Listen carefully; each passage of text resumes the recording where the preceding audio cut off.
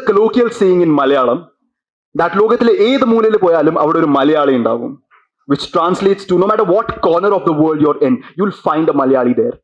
And Dilshad Garden is no exception to this rule. I mean, you cannot throw a stick around there without hitting a Malayali, and believe me, I have tried.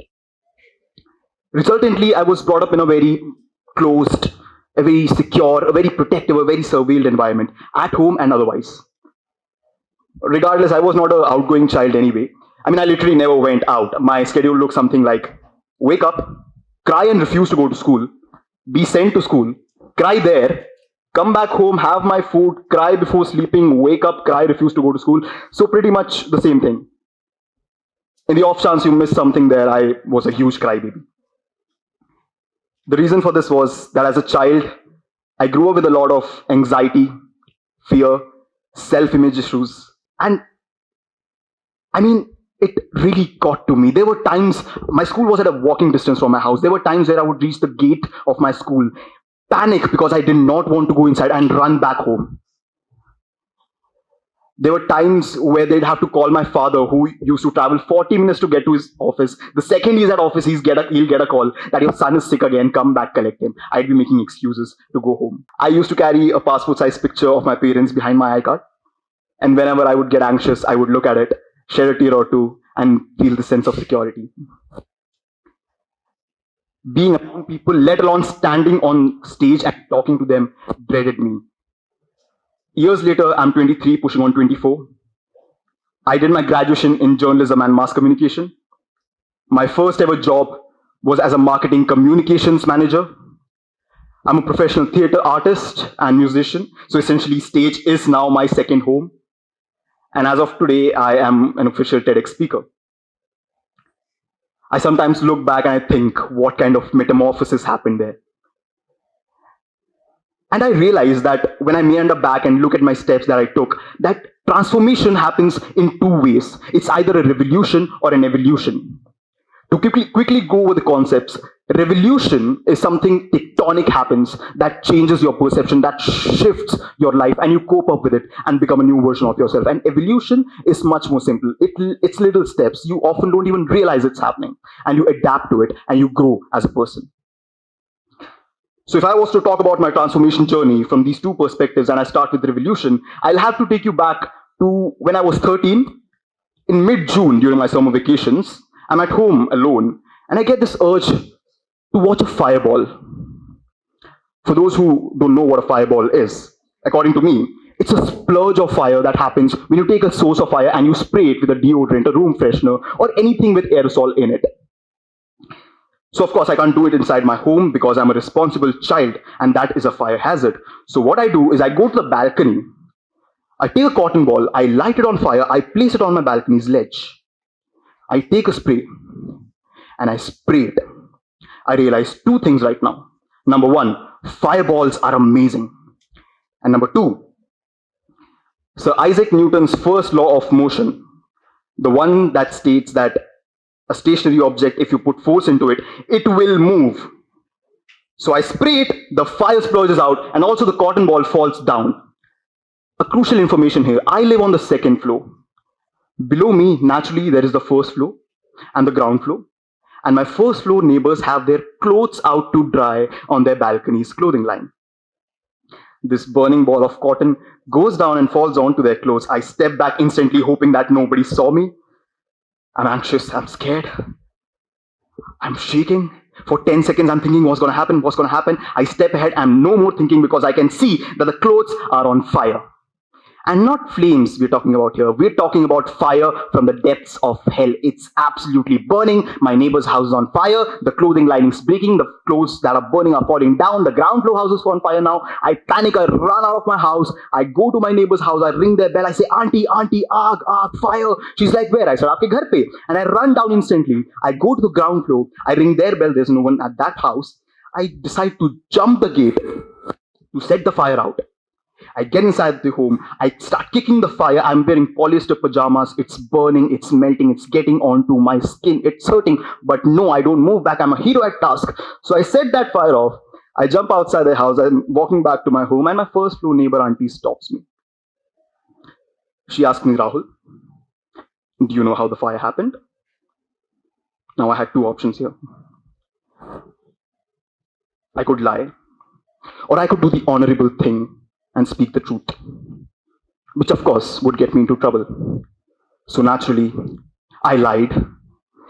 I told her I had no idea how it happened. I was studying at my house. I just went back home. I'm anxious at this point. I'm scared because I know a lie that big cannot be hidden for too long. When my mother comes back, I tell her that Amma, this happened. I'm an arsonist now. The second this woman gets to know, the first reaction she has is that she says to me, which surprises me, is that you should not have lied to her.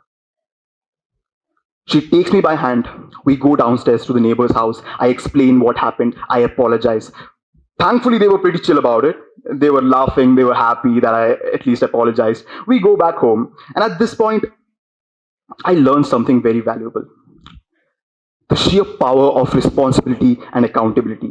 The moment I was sitting at my neighbor's house and apologizing, taking accountability of my actions, was the first time in life that I felt devoid of fear. When I was in my neighbor's house setting out that fire, I've never felt so courageous. And on that very day of revolution, I sowed my seeds of transformation and did not turn back. I moved ahead. I tried 10 different things with this new courage. I tried music, I tried theater, dance, I tried multiple instruments, public speaking. And while I was doing this, I had a community of people behind me. Some exceptional teachers, mentors, a set of very patient friends who put up with my shenanigans throughout. A mother who, despite being a working woman, would take me across the city to competitions, exhibitions, performances, so that I as an artist could get the exposure that I deserved. And while this evolution is happening from a revolution, I'm parallelly graduating from high school. I get into college. I get the college I want. I get the course I want. I'm really happy here. It seems like all unicorns and rainbows.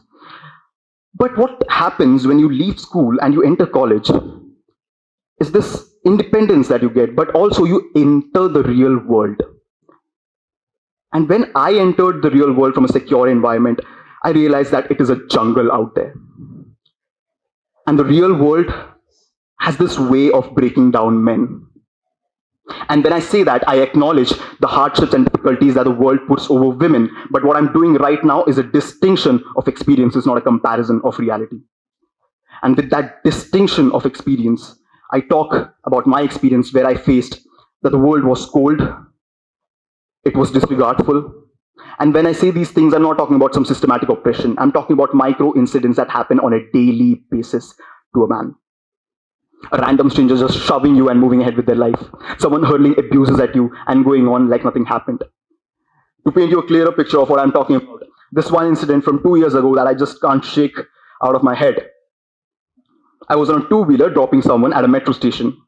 And near metro stations in India, especially Delhi, you have these e-rickshaws, battery-operated rickshaws. So these drivers often park on the footpath, the curb, the roads, leading to traffic and congestion on roads. So it was such a situation. I'm in traffic. I'm stuck. I'm stuck in traffic next to a rickshaw that is parked, and the rickshaw driver is sitting with his leg over his leg. And I ask him, and in this very tone, that bhaiya, kahan laga rakhi hai yaar? Or brother, where have you parked this, man? The second I say this, the man gets up, he loses it, he starts screaming at me, he dares me, how dare I ask him where I have parked the rickshaw. He starts hitting me, he starts hurling abuses. His friends had to come and stop him, pull back, and they had to get me out of there before something worse happened. And I could not fathom what happened. I realized that the rage and the spite that we as men held, and that it was a vicious cycle of passing it on from one person to the other and to the other. I understood the dichotomy of masculinity, or what I believed to be the dichotomy of masculinity, that you either are a bully or you get bullied. I believed this was true. So I was done being bullied. I decided to become the bully. I started in the gym to get buff up. But what's worse, that I become cold, aggressive, arrogant. And I take that energy everywhere I went. In every space I existed in, I carried this energy. It got to the point that not just strangers, but people who met me on a daily basis spent like 6 hours a day. For example, my juniors in my theatre society in college, they'd spend 6 hours a day together with me, but yet they said that Rahul is an intimidating person and we don't feel like talking to him. And I felt that that was a compliment. I wore it as a badge of honor that people are finally scared of me. And I considered this a stage in my evolution as a man. All until one day, this one very important person came up to me and they asked me why I was the way I was. I was befuddled and my first thought was to get defensive, but I was asked this question with so much kindness, care and concern that I could not help but feel defenseless. I realized that this personality I had molded myself into, it was so that I would not get treated the way I was treating others. The aggression I held was not my strength, but a facade to mask my weaknesses. That I had been in the conundrum of extremes. That the opposite of fearfulness is bravery, not aggression. The opposite of being anxious is being confident, not arrogant. That the flip side of being bullied is not becoming a bully, but becoming a person with kindness at their heart. I recognize the virtue of kindness, and I recognize the significance of kindness in the life of men. All humans, yes, but I say men specifically because these factors, these qualities like care, concern, empathy, kindness are not something that we associate a lot with masculinity, and I believe that's a great disservice that we do to ourselves. For we all, as a species, are born with these faculties of kindness and empathy. But the cycle of life somewhere just makes us lose it. And I feel that to get it back, it takes a huge amount of courage to be kind.